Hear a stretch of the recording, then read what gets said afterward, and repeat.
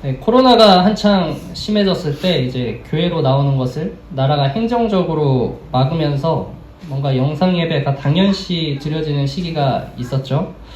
그런데 그때 영상 예배를 드리는 그 사람들의 자세가 좀 첨예하게 나뉘는 것을 보았습니다. 평소 예배에 대한 그런 태도가 드러나게 된 것이죠. 누군가는 여행 가는 자동차 안에서 예배를 드리는가 하면 또 일어나자마자 허겁지겁 그냥 영상을 켜고 이부자리에 앉아서 드리다가 누워서 드리다가 막 그냥 자유분방하게 예배를 드렸습니다. 반면에 누군가는 정말 교회 나갈 때와 같이 씻고 화장도 하고 아깝잖아요. 그죠? 사실은 여자들은 나갈 일 아니면 화장 안 하는데 화장도 하고 옷도 깔끔하게 좋은 것으로 입고 또 반듯하게 앉아서 예배를 드리는 사람도 있었더라는 거죠. 자, 하나님께서 누구의 예배를 기쁘게 받아주셨는가? 그것은 사실 하나님만이 아심으로 제가 확정지어 말씀드릴 수는 없어요. 각자만의 또 사정이 있는 거잖아요. 뭐 허겁지겁 일어난 사람이 전에 막 1시간 전까지 야간 노동하다가 와가지고 예배 드리려고 그런 거면 그걸로 하나님 오케이 기뻐하실 거라고 생각해요. 그러므로 딱 보여지는 것만으로는 얘기할 수는 없지만 적어도 우리가 어떤 예배 태도를 가져야 하려고 노력해야 하는가에 대해서는 말할 수가 있죠.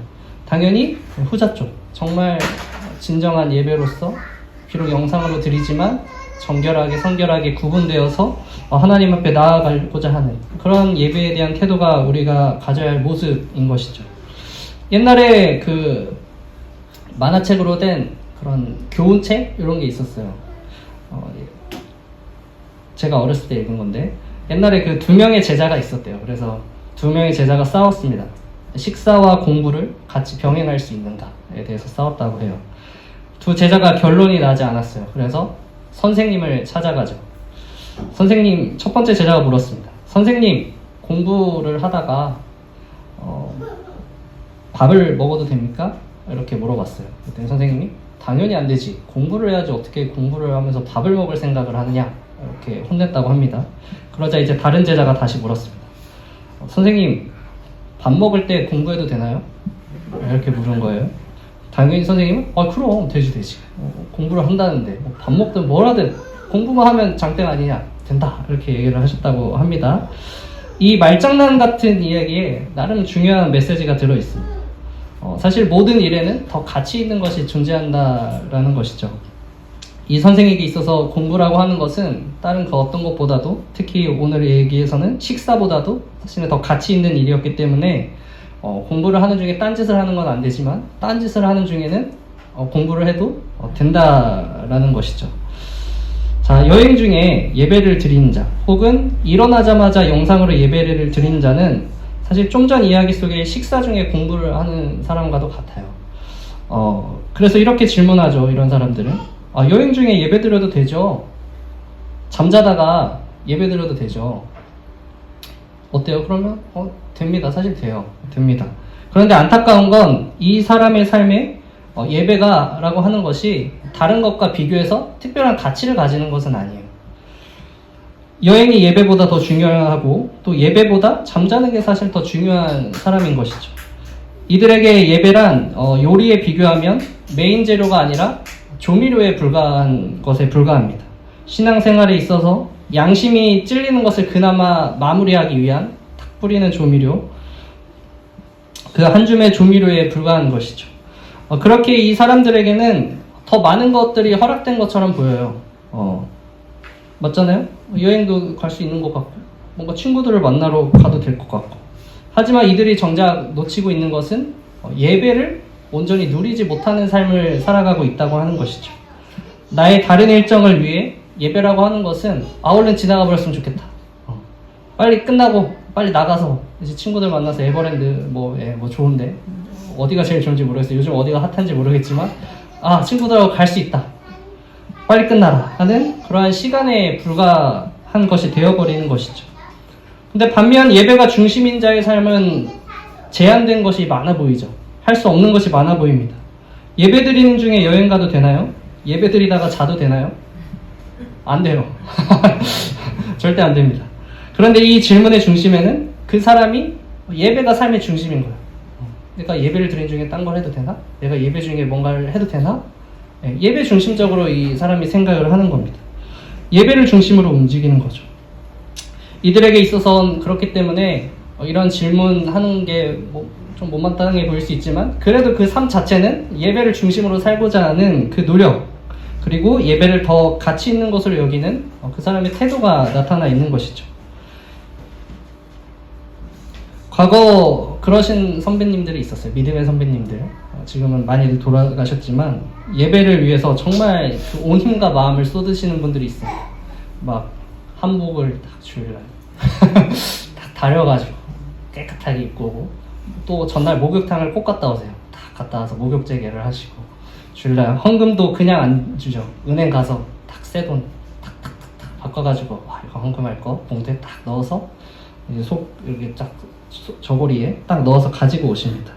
그리고 예배 시간 절대 시간 맞춰서 오시지 않습니다. 1시간 막 일찍 오셔서 잔소리도 좀 하시고 그래도 예배 한 10분 20분 전에 앉아서 기도도 하시면서 예배를 진짜로 준비하시는 거예요. 그 삶이 그분에게 있어서는 이 한 주가 모든 예배를 향한 어떤 여정인 거죠. 그 삶이 예배를 중심으로 살아가는 참 한 주의 그 살아갈 이유가 되시는 분들입니다. 그렇기 때문에 당연스럽게 막 딸들 아들들이 커가지고 어머니 아버지 우리 여행 좀 가요. 혼나죠. 무슨 주일날 어떻게 그런 소리를 하느냐. 그래서 막 혼냅니다. 어떠한 용납도 되지 않는 거죠. 대신 이들은 예배에 있어서 아주 깊이 있는 그 예배를 누리면서 살아가는 사람들이에요. 예배를 드리는 그 순간순간이 감사고 은혜입니다. 여러분, 우리 그리스도인의 삶이라고 하는 것은 사실은 예배가 우선되어야 하는 것이죠. 우리는 매주 같은 예배를 지금 드리는 것이 아니에요. 매주 새로운 예배를 지금 드리고 있는 거예요. 하나님께 우리는 새로운 예배로 하나님을 찬양하고 경배하고 그분을 기억하고 그분을 높이는 이러한 소중한 시간을 가지고 있습니다. 이 귀한 시간 여러분 놓치지 말고 꼭 지켜서 사수하시기 바랍니다. 자, 오늘 본문 말씀을 보면 이 예배의 장소에 대해서 이제 질문으로 시작을 합니다. 바벨론 포로 사건이 있었잖아요. 이 이스라엘이 있었는데 그 이후 사마리아 사람들, 즉 북이스라엘 사람들은 이 게르심산에서 성전을 짓고 예배를 드렸어요. 포로기 돌아와서. 그렇기 때문에 이 사마리아 여인에게 있어서 게르심산에서 예배를 드리는 것은 너무나 당연하고 꼭 해야만 하는 그런 것이었죠. 하지만 유대인들은 어디서 예배를 드렸죠? 예루살렘. 예루살렘에서만 예배를 드리는 것이 맞다라고 서로 다른 주장을 하면서 싸웠어요. 그렇기 때문에 이 사마리아 여인은 어디서 예배 드리는 것이 옳을까? 이건 궁금증을 가지고 있었습니다. 그러자 예수님은 더 이상 장소적인 제약이 없음을 선포하시고요. 그리고 하나 더 말씀하시는데 이제는 영과 진리로 예배를 드려야 한다 이렇게 말씀을 하고 있습니다. 사마리아 여인은 더 옳은 예배의 장소에 대해서 물어봤는데 예수님께서는 더 옳은 예배, 그냥 그 예배 자체에 대해서 지금 말씀하시고 계십니다. 즉 예배를 대신할 수 있는 것은 더 옳은 예배, 더 참된 예배밖에 없다라고 하는 것이죠. 마찬가지로 우리의 삶 가운데 뭔가 예배를 대체할 수 있는 것이 있다? 그렇다면 하나님께서 더 기뻐하시고 더 진정 원하시는 그 예배밖에 없다라고 하는 것입니다. 우리가 오늘 함께 드리는 이 예배는 여러분이 드릴 수 있는 예배의 최소치예요. 최소치. 다르게 이야기를 해드리면 여러분이 이 예배를 빠지고 무언가를 한다고 했을 때 적어도 이 예배보다 하나님께서 기뻐하시고 하나님께서 원하시는 무언가를 해야만 한다라고 하는 것입니다. 말씀드린 대로 왜냐하면 예배를 대체할 수 있는 것은 더 옳은 예배밖에 없기 때문에 그렇습니다. 그럴 자신이 없고 확신이 없으면 무슨 일이 펼쳐지고 무슨 상황이 오더라도 교회에 와서 여러분 함께 예배 드리시기 바랍니다. 그 2-3년 전쯤에 있었던 일 같은데 제가 그 말기암인데 주일에 교회에 와서 예배를 드리다가 소천하신 분의 얘기를 들었어요. 근데 이제 누군가는 비판할 수 있겠죠. 아니 그 정도로 아픈 사람이 뭐 교회에 기어 나와서 예배 드리다가 죽을 수 있느냐 이렇게 얘기할 수 있잖아요. 아닌 그런가요? 비판적인 사람은 그럴 수 있습니다. 근데 그분이 가졌던 예배를 향한 진실된 마음과 그 태도는 우리가 그 누구도 손가락질할 수 없는 거예요. 우리는 오늘 어떤 예배를 드리고 있나요? 얼마나 준비된 자세로 각오된 마음으로 예배의 자리에 나와 있나요? 우리가 예배를 위해 한 번도 기도하지 않고 아무런 기대도 없이 적당한 시간에 맞춰서 나오고 있지는 않습니까? 하나님께서 기뻐하시지 않는 예배, 준비되지 않는 예배, 그 시간이, 이 예배 시간이 그런 시간이 되지 않기를 진심으로 바랍니다. 이사야서를 보면 주께서 이르시되 이 백성이 입으로는 나를 가까이하며 입술로는 나를 공경하나 그들의 마음은 내게서 멀리 떠났나니 그들이 나를 경외함은 사람의 계명으로 가르침을 받았을 뿐이라, 이렇게 얘기하고 있습니다.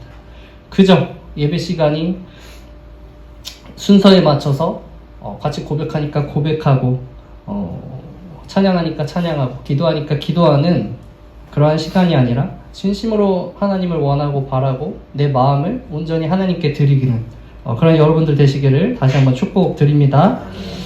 자, 이제 교회에서 예배드린 우리들, 그럼 끝인가요? 아니죠. 우리는 세상에서도 예배를 드려야 해요. 하나님은 인간을 교회에서만 예배 드리기 원하시면서 창조하신 게 아니라 우리의 모든 삶을 통해서 예배 드리게 하도록 창조하셨습니다. 삶의 예배가 실천되지 않는 이유에 대해서 이제 작성된 인터넷 칼럼이 있더라고요. 읽어보니 예배에 대한 분명한 정의가 제대로 되지 않았을 때 삶의 예배가 드려지지 않는다고 보았습니다. 무슨 말이냐면 우리가 예배를 드리면서도 예배가 뭐지? 하나님은 어떤 분이신지, 그리고 예배의 대상이신 하나님께서 도대체 나를 통해서 어떤 영광을 받기 원하실까에 대한 해답이 없이 그저 의미도 모른 채 신앙생활을 한다면 삶의 예배가 드려지지 않는다라고 본 것이죠.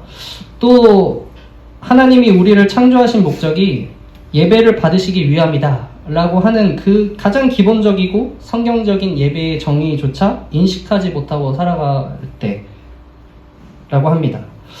그리고 또 우리나라의 특수성이 있는데, 예배란 주일 예배처럼 예식적인 것, 교회 와서 모여서 이렇게 전도사님 말씀 전하고 목사님 말씀 전하고 그 순서대로 해야 예배를 드린 것으로 생각하고 있기 때문에 삶의 예배까지 이어지지 않는다고 본 것이죠. 그러나 하나님께서는 분명하게 우리의 삶을 통해서 예배받기 원하십니다. 예배를 드리는 가장 큰 이유가 하나님께서 영광 받기 위해서라면, 하나님께서 영광 돌리기 위해서라면 우리의 삶은 예배를 잘 드리는 그런 예배자의 삶이 되어야만 하는 것이죠. 그러기 위해서 예배가 단지 주일 예배로 끝나는 것이 아니라 우리의 삶이 어떻게 예배가 될 수 있을까 더 깊게 고민할 수 있어야 합니다. 그렇지 않는다면 유대인과 같이 본질은 잃어버린 채 정해진 형식과 절차만을 지키는 예배자로 머물게 될 것이기 때문이죠. 성경 하나 더 읽어드리겠습니다. 거기에서 떠나 그들의 회당에 들어가시니 한쪽 손 마른 사람이 있는지라 사람들이 예수를 고발하려 하여 물어 이르되 안식일에 병 고치는 것이 옳으니이까. 예수께서 이르시되 너희 중에 어떤 사람이 양 한 마리가 있어 안식일에 구덩이에 빠졌으면 끌어내지 않겠느냐. 사람이 양보다 얼마나 더 귀하냐. 그러므로 안식일에 선을 행하는 것이 옳으니라 하시고 이에 그 사람에게 이르시되 손을 내밀라 하시니 그가 내밀매 다른 손과 같이 회복되어 성하더라. 유대인은 안식일에 하나님의 명령에 따라서 절대 노동하지 않았어요. 그저 예배만 드렸습니다. 그래도 그들이 좀 지키는 것은 있었어요. 좀 전승, 그러니까 위에 조상들로부터 내려온 그런 가르침에 따라서 아무 노동도 안 한 건 아니에요. 목숨이 위태로운 경우에 안식일이라도 의사는 그 사람의 병을 고칠 수 있었어요. 막 죽어가는데 그냥 놓을 정도로 그렇진 않았습니다. 하지만 반대로 생각해보면 죽을 정도의 병자가 아니라면 그냥 놔뒀어요. 충분히 아파하도록 고통스럽도록 그냥 놔뒀고요. 간호도 하지 않았어요. 그러나 문제는 그것이죠. 도대체 목숨이 위태로운 게 이 위태로운 정도라는 것이 어느 정도를 말하는 것인가에 대한 기준이 없었습니다. 이런 점에서 손 마른 사람은 어떤 이유로 손이 말랐든 결코 급히 치료받아야 할 상황은 아니었던 거죠. 이 안식일에. 하지만 예수님께서는 그냥 무시하시고 치료를 하십니다. 그리고 안식일에 선을 행하는 것이 옳다. 이렇게 얘기를 하시죠. 유대인들은 안식일에 규정된 그런 형식과 절차를 지키는 것에만 관심이 있었고 그 아파하는 사람의 마음이나 그를 향한 자비로운 그런 마음은 하나도 가지고 있지 않았습니다. 하지만 예수님께서는 하나님께서 기뻐하시는 진정한 안식일이 무엇인지 직접 보여주시고 우리에게 가르치신 것이죠. 제가 그 교회 예배 시간 때 막 다른 거 해도 된다 이렇게 말씀을 드렸는데 네. 그 진정한 의미는 뭐예요? 뭔가 육체의 소욕대로 충실히 네가 하고 싶은 거 막 하면서 살아라 이런 뜻이 아니죠. 여러분들이 기도해보고 고민해보고 애써서 더 진정한 예배의 자리로 나아가라고 하는 말씀입니다. 그냥 수요일 나와서 앉아있으면 되겠다 예배 드렸다 이게 아니라 오늘 이 시간 이 또 수요일 귀한 밤 내게 허락해주신 삶이라고 하는 그 안에서 넓은 예배의 자리잖아요. 사실은 얼마나 내게 허락되어진 예배의 공간이 많은 거예요. 그곳 가운데에서도 내가 진짜 예배를 오늘 드려야 하는 곳은 어디인가? 하나님께서 내가 갔을 때 진짜로 기뻐하실 곳은 어디일까? 고민해보고 예배를 드리라고 하는 거죠. 만약 수요 예배를 나오더라도 그래 하나님께서 나를 지체 삼으신 이 새소망교회 가서 우리 성도들을 다시 한번 보고 그들과 함께 예배드리고 교제하시는 것을 하나님께서 오늘 이 시간 기뻐하시겠다. 네, 그러한 결단과 믿음, 즐거움으로 나오시라는 뜻입니다. 이제는 단순히 정해진 예배, 그것이 아니라 그것을 넘어서 하나님께서 기뻐하시는 진정한 예배의 자리로 나아가야 할 때인 것이죠. 아버지께서 참되게 예배하는 자들은 영과 진리로 예배할 때가 오나니 곧 이때라. 아버지께서 자기에게 이렇게 예배하는 자들을 찾으시느니라. 하나님은 영이시니 예배하는 자가 영과 진리로 예배할지니라. 이렇게 얘기하시잖아요. 말씀드렸지만 여러분들의 그러한 생업들, 일하는 시간들 이런 것들이 어떻게 예배가 될 수 있냔 말이에요. 어떻게 해서 하나님께서 기뻐 받으시냐는 말이죠. 그저 아무 생각 없이 그냥 돈 벌어야지, 먹고 살려고 살아야지, 이것이 여러분의 사는 예배가 될 수 없습니다. 그 시간은 똑같이 돈을 벌더라도 명확한 하나님께서 기뻐하실 이유를 생각해보고 찾고 깨달아야지 그 같은 시간을 써도 누군가는 예배를 드리는 거고 누구는 세상에 돈을 쫓아서 사는 삶이 되는 거예요. 그러므로 예배가 없는 삶에서 여러분들의 삶은 이제 예배가 중심된 삶, 그리고 또 나아가서 삶 자체가 예배가 되는 그런 예배자가 되시기를 축복합니다. 아멘. 기도하겠습니다.